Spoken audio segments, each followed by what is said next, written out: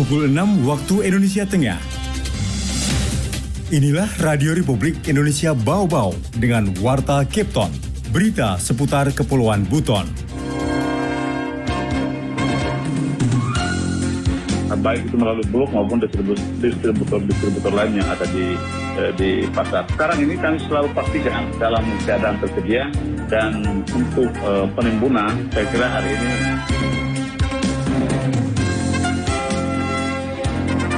hampir 40% dari laporan yang masuk itu adalah kasus kekerasan terhadap anak.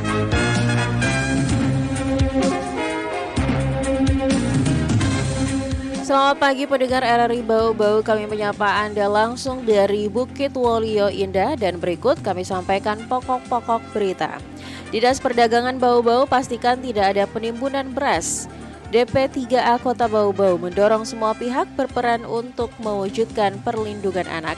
Inilah Warta Kapten Pagi selengkapnya hari ini, Rabu 25 Januari 2023 bersama saya Siti Nurhardianti.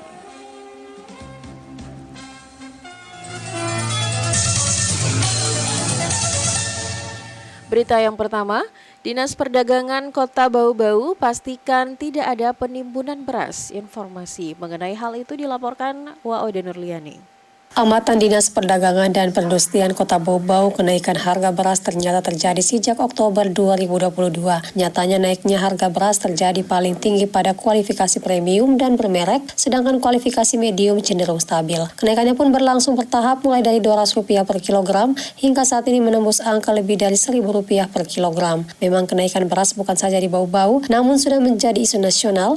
Naiknya bahan pokok tersebut juga menjadi pemicu inflasi di Bau-Bau. Kepala Dinas Perdagangan Bau-Bau Laude Ali Hasan menuturkan faktor penyebab naiknya harga beras karena kenaikan harga di tingkat supplier dari Sulawesi Selatan dan Konawe. Menurutnya Bau-Bau bukanlah daerah penghasil namun konsumtif dan menjadi pusat perekonomian di Kepulauan Buton karena daerah tetangga cenderung berbelanja bahan pokoknya di Bau-Bau. Mantan Kabag Ekonomi itu merinci hasil pertanian untuk beras di Kelurahan Karing-Karing Bau-Bau tidak cukup, hanya sekitar 3.000 ton per kali panen, sementara Bau-Bau menopang beberapa daerah di Kepulauan Buton. Baik itu melalui Bulog maupun distributor lain yang ada di pasar. Sekarang ini kami selalu pastikan dalam keadaan tersedia, dan untuk penimbunan saya kira hari ini beras di Bau-Bau ini cukup banyak, hanya harganya naik. Kami pastikan tidak ada, karena sudah ada data tiap kali masuk ada manifest yang dari perhubungan, berapa barang yang masuk dan berapa yang dari daerah-daerah yang masuk ke Bau-Bau dan berapa kebutuhan masing-masing daerah yang disuplai. Langkah konkret dilakukan berkoordinasi dengan Bulog. Apabila harga terus bergejolak dan meroket beberapa pekan ke depan, pihaknya akan menggelar operasi pasar. Untuk menjamin ketersediaan stok, pihaknya memastikan pasokan beras dari daerah penyuplai tetap lancar masuk ke Bau-Bau. Ali Hasan menepis tidak ada penimbunan beras,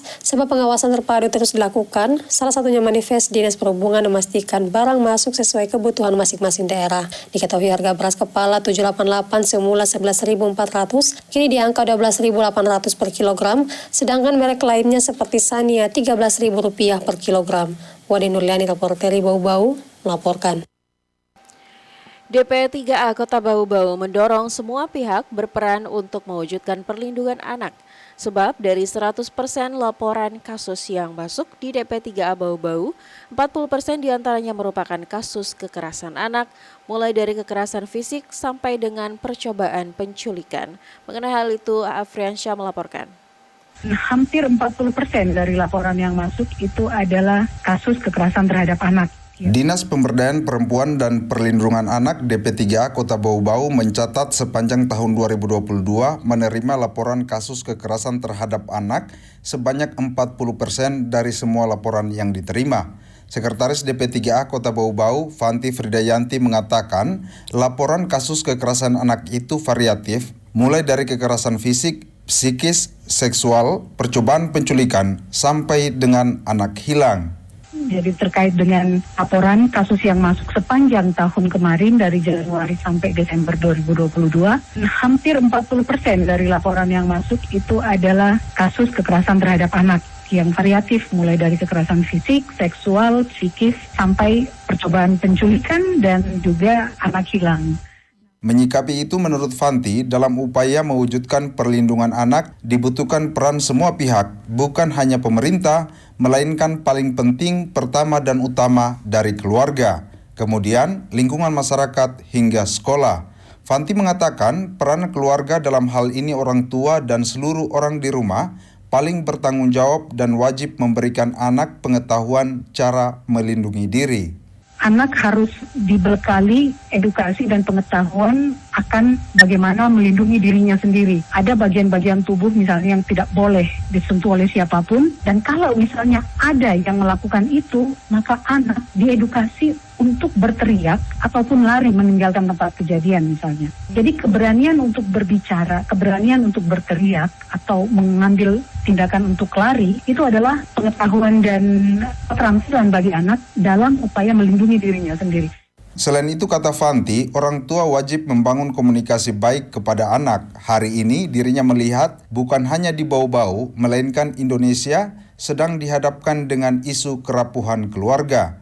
Ia mengatakan saat ini banyak sekali orang tua berpikir hanya dengan memenuhi kebutuhan materi anak, maka kewajiban mendidik anak selesai. Padahal tidak seperti itu, karena yang terpenting adalah orang tua harus membangun komunikasi yang baik dan efektif kepada anak.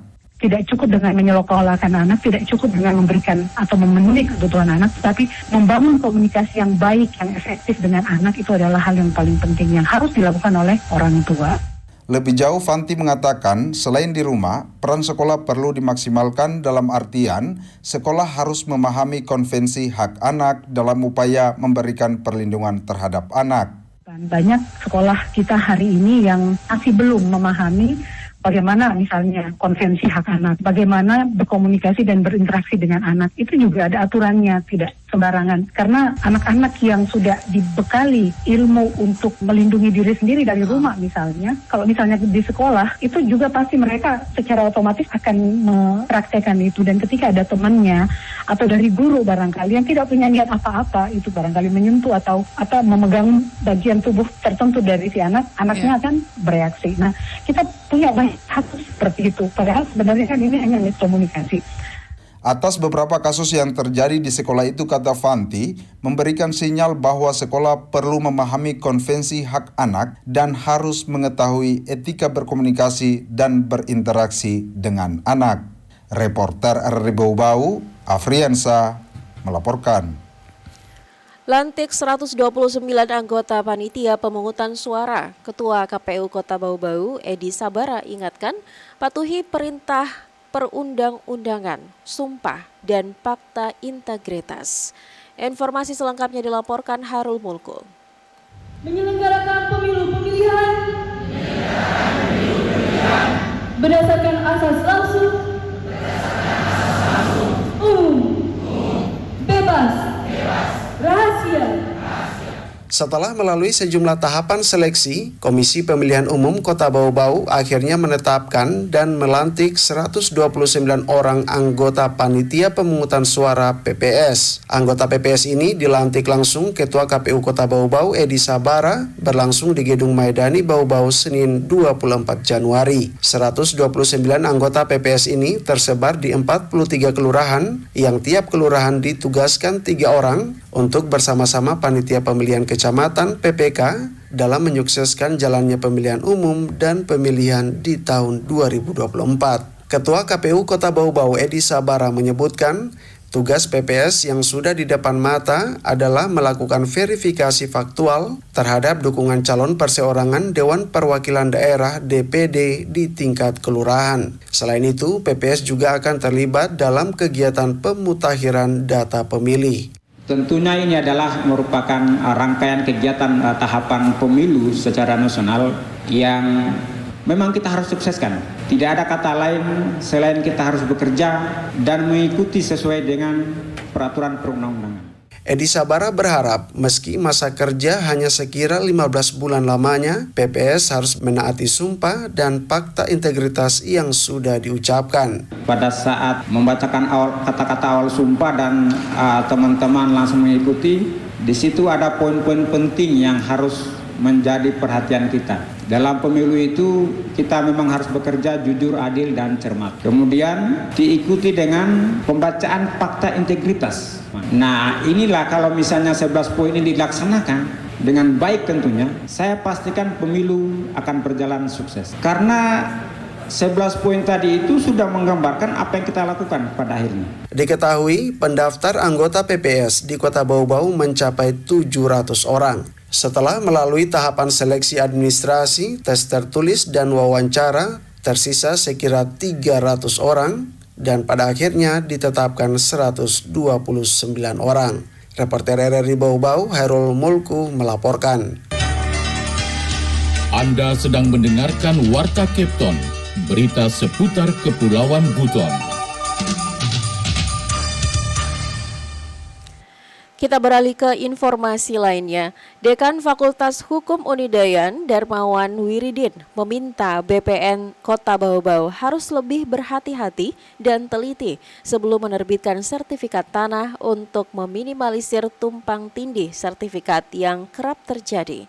Mengenai hal itu, Afriansyah melaporkan. BPN yang betul-betul harus hati-hati karena kalau sudah ada persoalan-persoalan seperti itu yang repot itu pasti masyarakat. Dekan Fakultas Hukum Universitas Dayanwi Iksanuddin Bau-Bau, Darmawan Wiridin, meminta Badan Pertanahan Nasional Kota Bau-Bau lebih hati-hati dan teliti sebelum menerbitkan sertifikat tanah untuk meminimalisir tumpang tindih sertifikat yang kerap terjadi. Karena menurut Darmawan, jika tumpang tindih sertifikat, yang repot dan menjadi korban pasti masyarakat kedua belah pihak pemegang sertifikat. BPN yang betul-betul harus hati-hati karena kalau sudah ada persoalan-persoalan seperti itu yang repot itu pasti masyarakat, masih selalu masyarakat yang dikorbankan. Karena itu Dekan Fakultas Unidayan ini berpandangan salah satu cara supaya BPN menerapkan unsur kehati-hatian harus dibuat regulasi yang mewajibkan BPN mempertanggungjawabkan produk hukum yang dikeluarkan jika di kemudian hari terbukti melakukan kesalahan. Selama ini Darmawan melihat ketika telah menerbitkan sertifikat, BPN terkesan santai-santai saja. Karena pada akhirnya masyarakat yang berupaya menyelesaikan jika terjadi tumpang tindih dengan mengajukan keberatan di kantor BPN atau menempuh jalur hukum di pengadilan. BPN itu ketika produk hukum atau sertifikat yang sudah keluarkan itu dia santai-santai aja gitu kan. Silakan saja mengadu ke pengadilan ya kan, dan sanksi hukum juga tidak ada masalah karena ya hukum kita seperti itu. Memang sebenarnya juga salah satu untuk menjadikan unsur kehati-hatian. Saya pikir ke depan memang harus adaptasi, BPN harus bertanggung jawab atas produk milik. Kalau selama ini kan tidak ada. Selain menerapkan kehati-hatian, Darmawan juga meminta ketegasan dari Kepala BPN Bau-Bau untuk menindak oknum-oknum yang menyebabkan terjadinya tumpang tindih sertifikat, baik itu oknum masyarakat ataupun oknum BPN itu sendiri. Itu harus, dan ini masukan kami mohon pada pimpinan BPN kalau ada pengaduan masyarakat dan terbukti ini, maka oknum tersebut harus ditindak. Saya lihat tampaknya ini masih agak slow gitu, belum terlalu tegas dari pimpinan, atau apakah memang belum ditemukan secara fakta, tapi kita memberikan masukan dan data-data sebenarnya. Reporter RRI Bau-Bau, Afriansa melaporkan. Ketua KPU Kota Bau-Bau minta usulan nama calon sekretaris dan staf panitia pemungutan suara atau PPS diajukan maksimal 7 hari setelah pelantikan PPS. Mengenai hal itu dilaporkan kembali oleh Hairul Mulku. Jadi ya dipastikan bahwa 7 hari maksimal itu nama-nama itu sudah sampai di tangannya kami.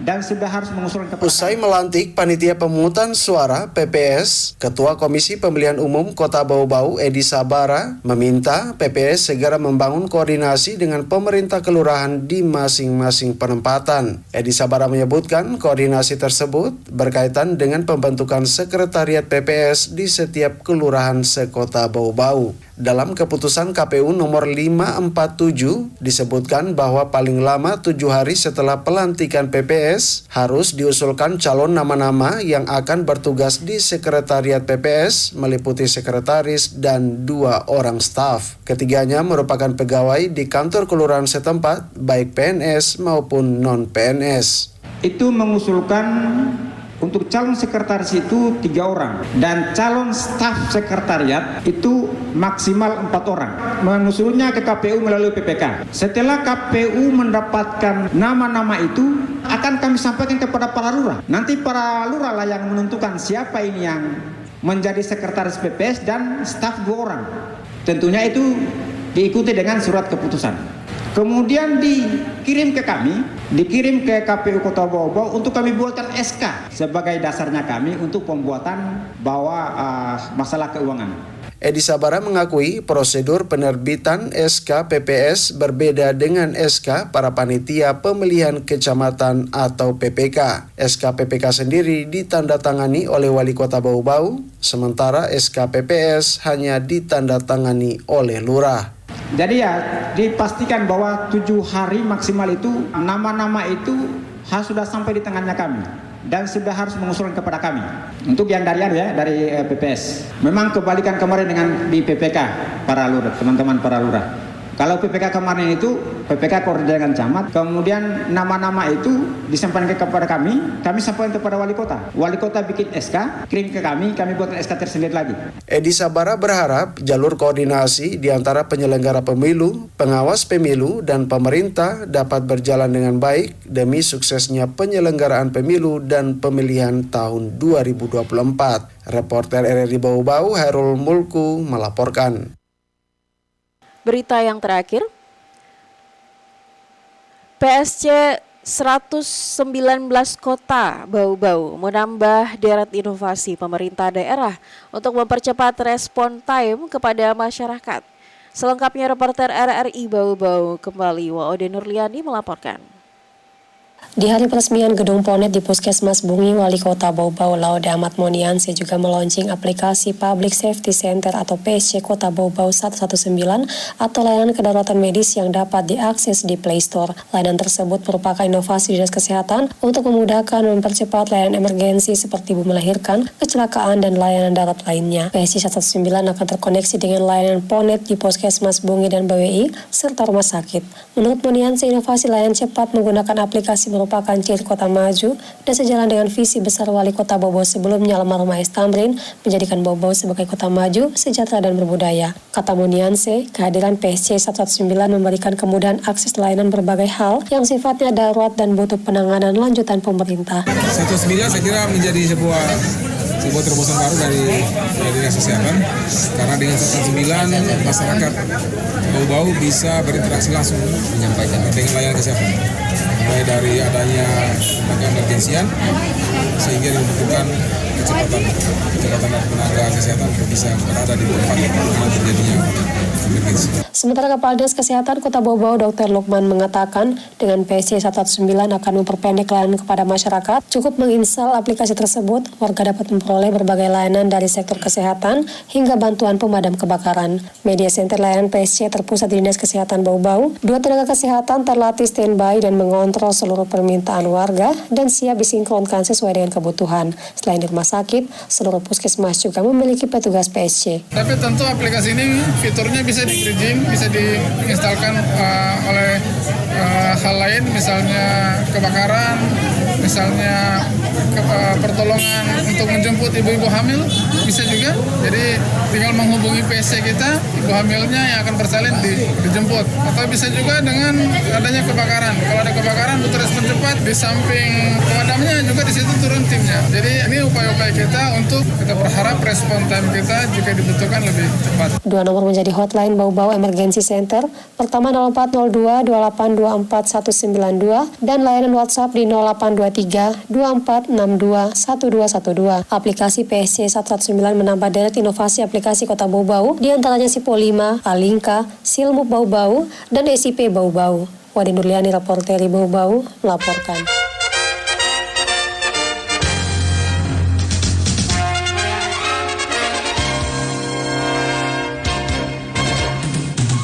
Pendengar, sebelum kami akhiri Warta Kapten pagi ini, kembali kami sampaikan pokok-pokok berita.